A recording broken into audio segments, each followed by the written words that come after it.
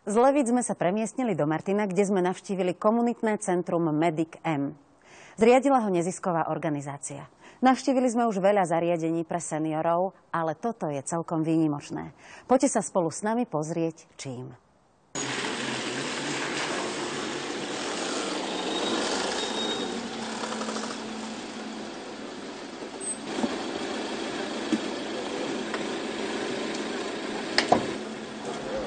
Dobré ráno, prajem. Dobré ráno.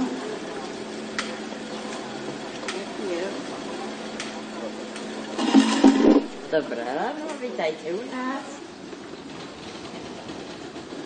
Dobré ráno. Dobré ráno.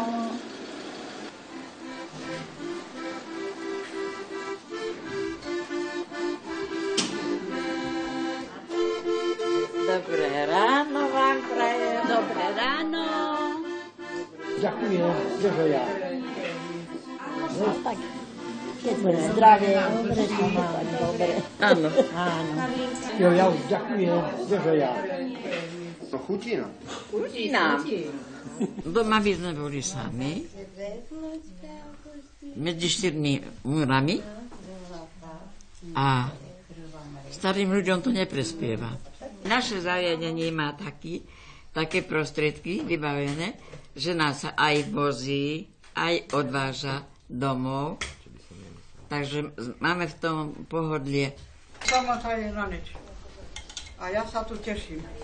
A na naše terapeutky, ktoré sú milé, usmiaté a každé ráno nás čakajú s úsmevom na tvári. Ja som ešte od nich nepočula zvýšený hlas na nikoho, skutočne.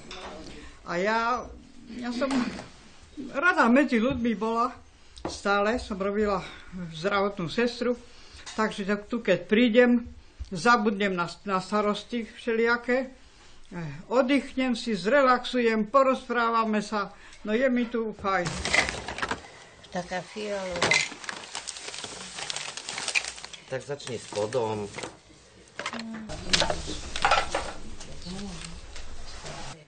Mňa veľmi bavilo od malička kreslenie a malovanie, ale potom som mala deti, domácnosť a do roboty chodenie, nemala som kedy na to. Minulý rok, už som mala 76 rokov, na Vianoce môj syn kúpil mi štiece, farby, ako dar pod stromček a také menšie obrazy a hovorí, mami, už konečne už doopatrovala otca, deti sú už preč, všetci sme preč, tak môžeš už sa tomu venovať, čo ťa baví. Do daru hlavnej sestričke Beátke, keď som tu nastúpila do toho klubu, doniesla som obraz Slovenského raja a potom tu vedenie, asi sa im to trošku páčilo, začali mi kúpiť stojan, plátna, aj obrovské plátna, som sa zlákla, keď som to uvidela, štiece, farby, lebo to je dosť drahá záležitosť, to by som si nemohla z dôchodku si dovoliť. A posmelovali ma sestričky, len robte, nebojte sa, určite sa vám to podarí. Veľmi ma to baví, drží ma to nad vodou a je to taký dobrý relax pre mňa. Som zabudla na moje problémy, diagnózy, už nemám pocity úzkosti, teším sa, keď sem prídem, tu už našla som nové priateľky, ktorí tiež krásne veci tu vyrábajú. Sú veľmi dobré sestričky, milé, zlaté. Príkladne sa starajú o chorých ľudí a som šťastná, že tu môžem chodiť. Pán riaditeľ, tu v okolí je viacero zariadení. V čom je vaše iné? Naše zariadenie je možno iné v tom, že vlastne robíme komplexné služby, nielen sociálne, aj zdravotné. Nielen v zariadení pre seniorov, ale aj v teréne. Dokonca sme akreditovali kurz opatrovateľ, kde si školíme vlastné opatrovateľky. Tá samota doma je veľmi zlá a jedine tá samota navádza k tomu, aby vlastne sa tá choroba len prehlbovala. Tu, keď seniori prišli, tak boli veľmi nadšení. Samozrejme, tie začiatky boli zložité, lebo oni nechceli ísť do starobinca. To slovo, ten starobinec je zaužívané u nich. ale po 2-3 dňoch zistili, že to už starobinec není a oni sa aj chvália aj tým druhým seniorom, ktorým hovoria, a ty si starobinci, ja som není starobinci, ja som v škôlke pre dospelých.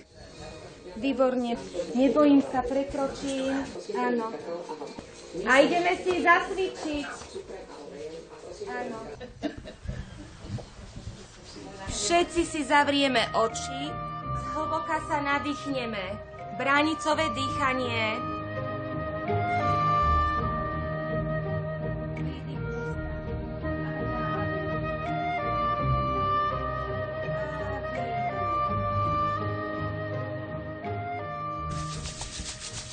Dlane priložíme na oči.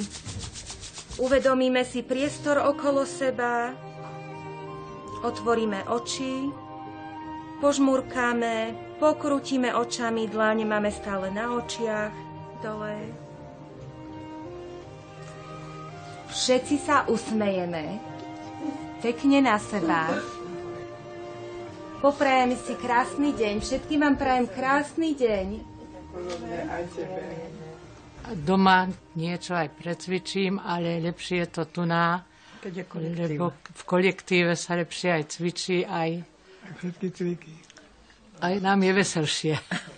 Boli tu seniori, ktorí vlastne ten zmysel života stratili a toto je účel vlastne toho, prečo sme vlastne toto zriadili, prečo sme vlastne dali tomu takú filozofiu a prečo vlastne chceme ukázať aj iným seniorom, aby vlastne takéto zariadenie navštevovali a aby v podstate sa hrali, aby boli užitoční, aby boli potrební, lebo aj tí blízky sú radi, že vlastne je nad nimi kontrola, že vieme v prípade, že sa niečo stane, máme tu k dispozícii zdravotnú sestričku, máme tu k dispozícii všetky veci, ktoré vlastne sú.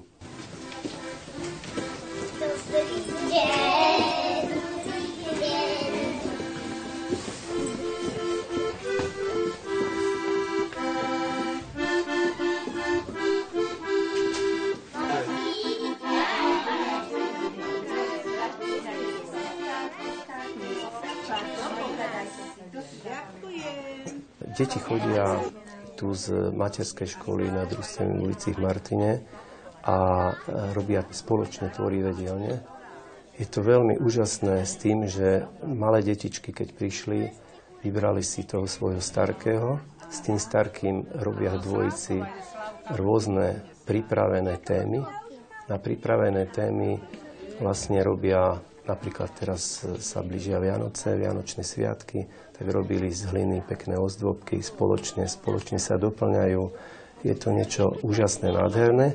Detičky sa veľmi tešia na to, lebo už predtým, ako majú ísť do nášho zariadenia, tak svojim starkým nakreslia obrázky. Vždycky, keď sem prídu, tak im tie obrázky dajú. Naši seniori zase sa tešia, že tie obrázky dostanú, zoberú si ich domov a vytešujú sa.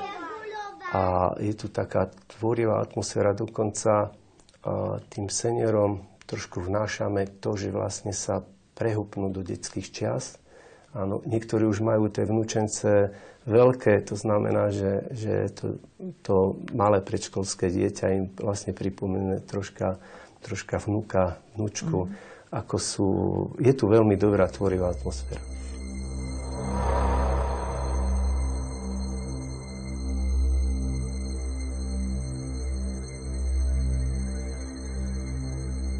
Vďaka mestu Martin v roku 2011 sme začali s rekonštrukciou bývalých detských jaslí, ktoré boli v devastovanom stave, boli tu bezdomovci.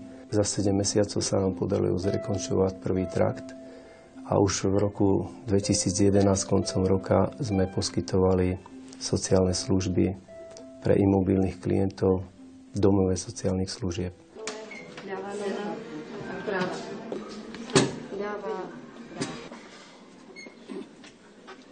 Pomaličky, hej? Tak.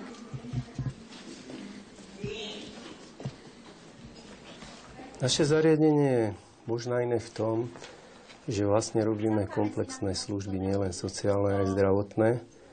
Nielen v zariadení pre seniorov, ale aj v teréne. Dokonca sme akreditovali kurz opatrovateľ, kde si školíme vlastné opatrovateľky.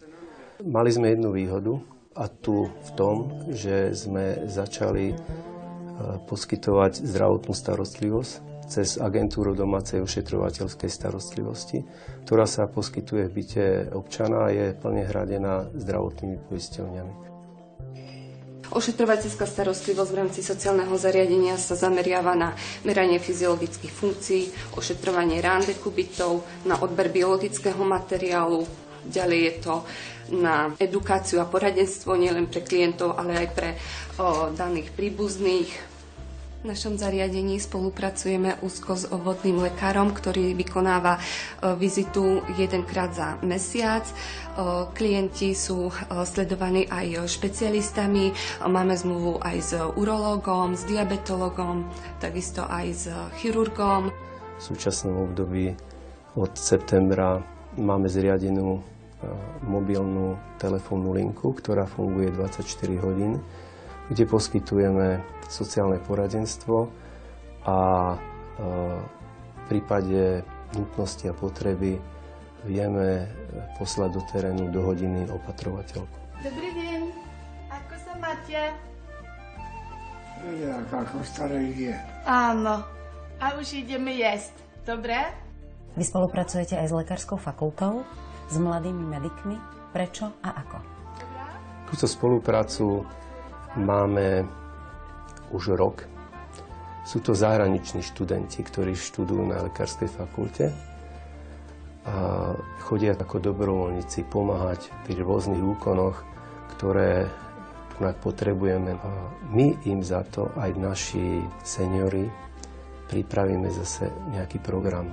Ale ten program tvoríme na naše tradície. Chceme im ukázať, aká je Veľká noc, aké sú Vianočné sviatky. Po prípade ideme spolu grilovať, upečieme nejaký koláčik.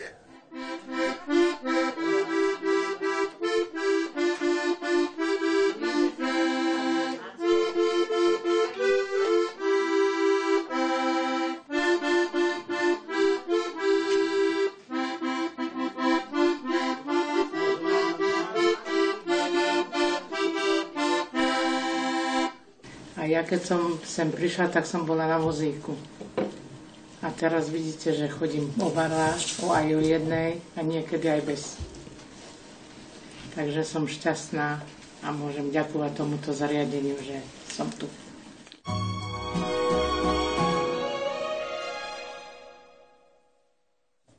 Zima je už tu a s ňou aj nástrahy pre naše zdravie. Ťažšie sa nám stáva. Nevieme, či je to únava, alebo nás začala obchádzať chrípka.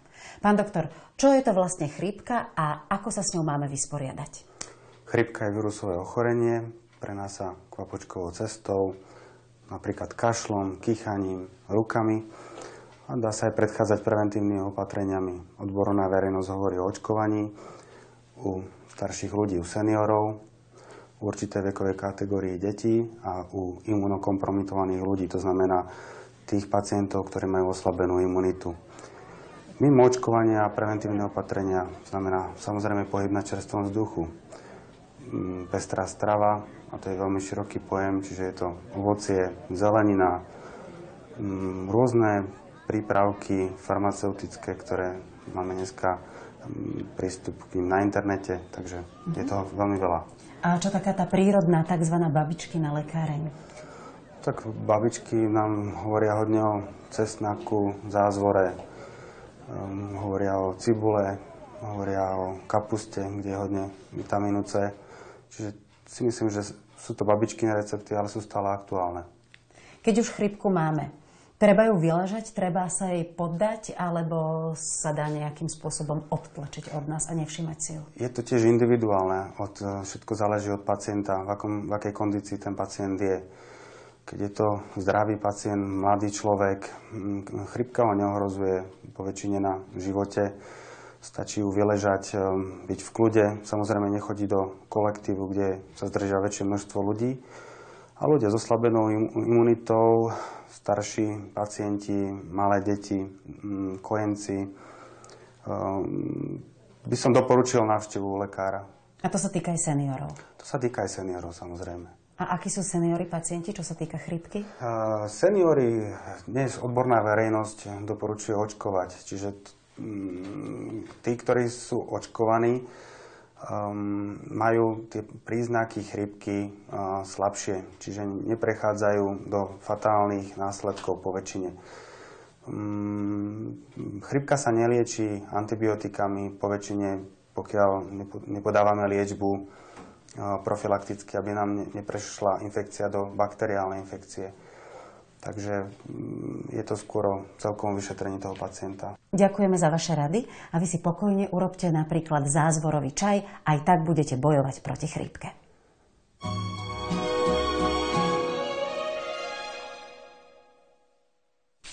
Hovorí sa, že najkrajší darček je ten, ktorý vyrobíme vlastnými rukami a darujeme ho zo srdca. Na záver sme sa vrátili do komunitného centra v Martine, aby sme vás inšpirovali k výrobe takého darčeka, vianočného darčeka, ktorý môžete venovať svojim blízkym. Čo to robíte?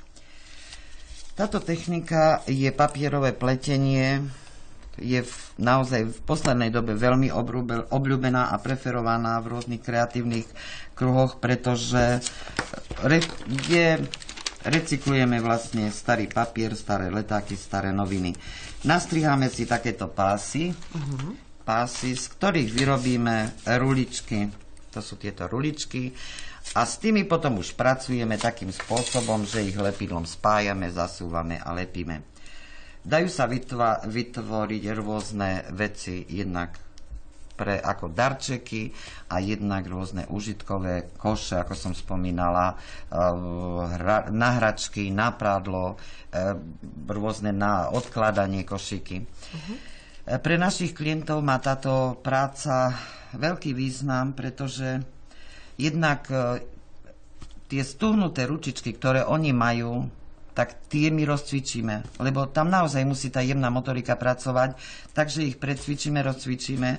A potom, čo ja stále vravím, táto naša práca má hlavne taký duchovný zmysel, pretože mnohí naši klienti, keď k nám prišli, nemali zmysel pre život, nemali chuť žiť, boli na vozíkoch a dnes sú dievčatá šikovné, páni, ktorí máme tu 2 pánov, aj tých zapájame napríklad pri rezaní ruličiek, pri rôznych prácach, ale oni sa tak strašne tešia z každého vytvoreného košíka alebo výrobku a sú šťastní a ja si myslím, že to je vlastne tá radosť, to je zmysel tej ich práce. Nie je nejaký košíček, ktorý naozaj možno, že ani nemá hodnotu, ale to ich vnútro, že sa tešia, že sú radi, že ešte sú pre niekoho osožní, že ešte sú na niečo tu.